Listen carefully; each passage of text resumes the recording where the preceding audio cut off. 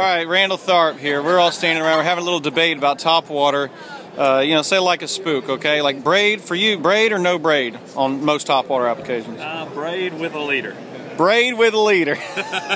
Okay, a little caveat there. Okay, so I've really the last couple of years gotten into throwing a leader from a shaky head, but more importantly, like topwater fishing. Okay. And I did it at really started the first tournament I did it exclusively was a cup last year where I finished second.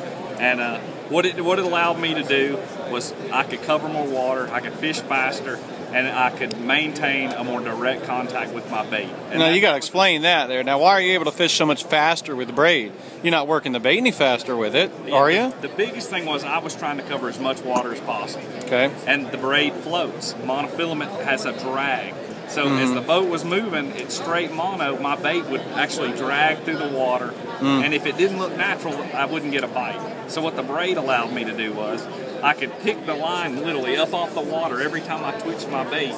And it was a straight line instead of dragging through the water. And therefore I could keep my trolling motor on high. I was only fishing about the first 5 feet anyways. All right. I mean, it made a difference in that tournament. I mean, I won 100 grand. And you're able to fish fast, keep the boat moving. That makes sense. And it made a huge difference. I mean, $100,000 I got. And I really felt like, you know, I probably wouldn't even made the top 10 cut if it wasn't for that setup. All right, so like transport yourself away from that tournament, Okeechobee, would all this still stand?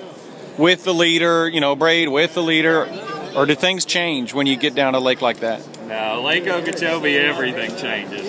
I mean, the fish are just bigger down there. I mean, you got to be catching 7, 8, 9, you know, 10 pounders there to excel. And I don't take a chance with anything less. I mean, if I go finesse there, it's 50-pound braid, and it's straight braid. Straight. Most of the time, I got 65 to 80 pound.